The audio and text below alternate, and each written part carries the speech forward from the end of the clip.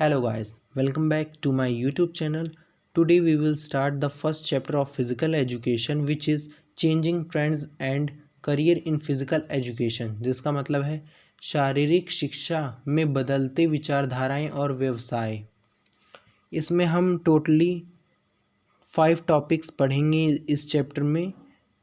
पहला है meaning and definition of physical education, शारीरिक शिक्षा का मतलब और उसकी परिभाषा। फिर दूसरा टॉपिक है हमारा AIIMS and objectives of physical education, शारीरिक शिक्षा का उद्देश्य और लक्ष्य। इसमें हमें बहुत सारे टॉपिक्स भी पढ़ने हैं, जैसे कि aim of physical education, objectives of physical education, physical development, mental development, social development, emotional development, ऐसे कई तरह के हमें डेवलपमेंट पढ़ने हैं। फिर उसके बाद आता है हमारा थर्ड टॉपिक जो है career options in physical education, शारीरिक शिक्षा में हमें कौन कौन से करियर से रिलेटेड ऑप्शन मिल सकते हैं, तो उसके बारे में इसमें बताया जाएगा। और फोर्थ टॉपिक है हमारा फिर competition in various sports at national and international level.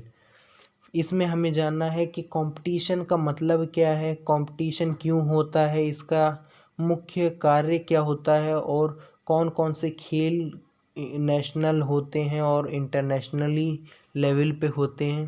ठीक, और फाइनली लास्ट टॉपिक है हमारा खेलो इंडिया प्रोग्राम, जो कि एक मेगा स्पोर्ट इवेंट है एट स्कूल लेवल। तो let's get started our first topic in this is the first part of this chapter, so here we will cover starting two topics: meaning and definition of physical education. Physical education is that phase of education that deals with big muscle activities and their related responses by JB Nash. ये एक statement दी गई है JB Nash के द्वारा। उन्होंने क्या कहा है, शारीरिक शिक्षा एक चरण है शिक्षा का जो डील करता है किससे, मांसपेशियों की बड़ी गतिविधियों से और उससे संबंधित प्रतिक्रियाओं से। According to central advisory board of physical education and recreation in India, physical education is education, it is education through physical activities for the total personality of the child to its fullness and perfection in body, mind and spirit. Central advisory board of physical education के हिसाब से physical education एक शिक्षा है, एक शिक्षा है किसके द्वारा, फिजिकल एक्टिविटीज़ के द्वारा। ठीक, फॉर द टोटल, और जिससे किसी भी बच्चों का पूरा व्यक्तित्व परिपूर्णता और पूर्णता तरह से विकसित हो, शारीरिक रूप से, मानसिक रूप से, और एक as a spiritual, as a spirit उनमें आए। Conclusion of definition, physical education is the essential part of the general education system which promotes overall growth and development.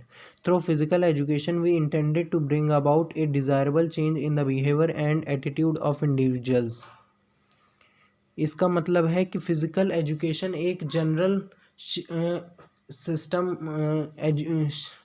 सामान्य शिक्षा का एक हिस्सा है, प्रमुख हिस्सा, जो हमारी पूरी हमें विकसित करने में इसका बहुत बड़ा हाथ है, इसका बहुत बड़ा पार्ट है।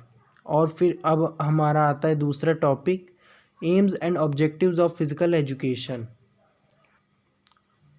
तो पहला पार्ट है aim of physical education. We can say physical education aim at the all-round development of the personality of an individual, and it includes physical, mental, social, emotional and moral aspects to make an individual a good citizen. इस definition का मतलब है कि हम कह सकते हैं कि फिजिकल एजुकेशन हमारे पूर्ण रूप से विकसित करने के लिए एक बहुत बड़ा, एक इंडिविजुअल को विकसित करने के लिए इसका बहुत बड़ा भाग है। हमें मानसिक रूप से और सोशल, इमोशनली और नैतिक पहले aspects to make an individual a good citizen, ये हमें एक पूर्ण रूप से एक अच्छा नागरिक बनाने में मदद करता है। Physical development, it refers to that state where an individual has developed great endurance, speed, strength, flexibility etcetera. तो फिजिकल डेवलपमेंट हम उसे कह सकते हैं जो हमें शारीरिक रूप से विकसित करे, बल्कि एक अंदर से नई डेवलपमेंट भी हो, जैसे कि एंड्योरेंस, धैर्य हो, हमारे अंदर तेज़ी आए और ताकत बढ़े और लचीलापन भी बढ़े। और फिर है हमारा मेंटल डेवलपमेंट।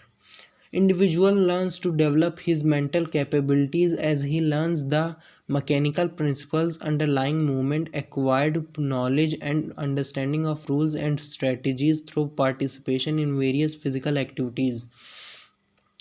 और हम जानते हैं कि जैसा कि मेंटल लेवल डेवलपमेंट कैसे होता है, एज इट इज़ जब जैसे जैसे टाइम बढ़ता है तो एक मैकेनिकल प्रिंसिपल्स अंडरलाइंग मूवमेंट, जैसे टाइम के साथ एक एक्सपीरियंस मिलता है एज अ, फिर उसे हम कह सकते हैं मेंटल डेवलपमेंट।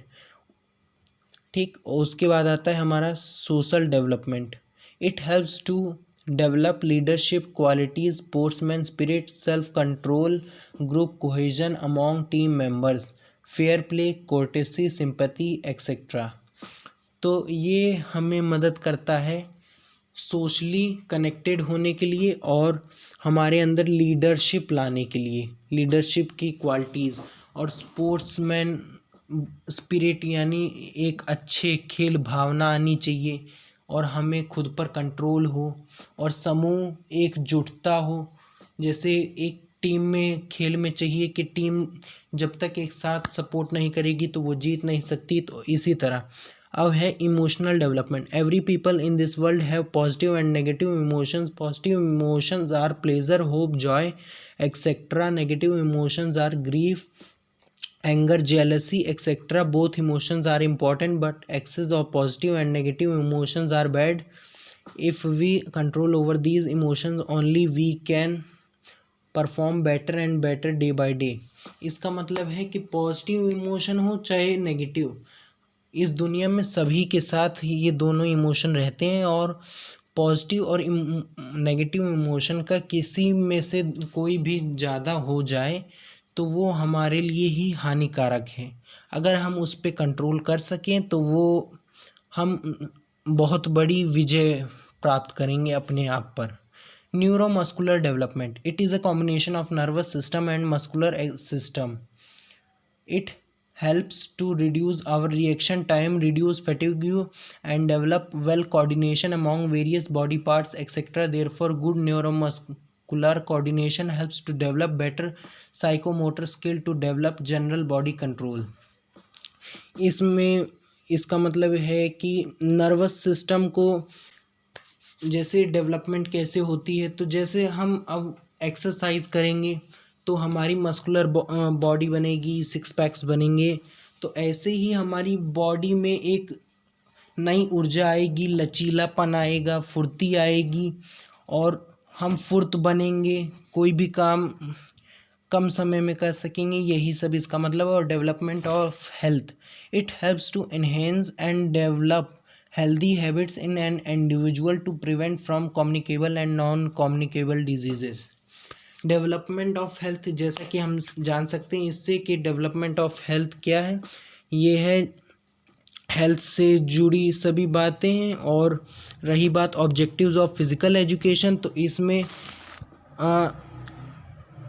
एम की प्राप्ति करना, वही है हमारा physical objectives of physical education, और लम्हों को अचीव करना, वही सब है।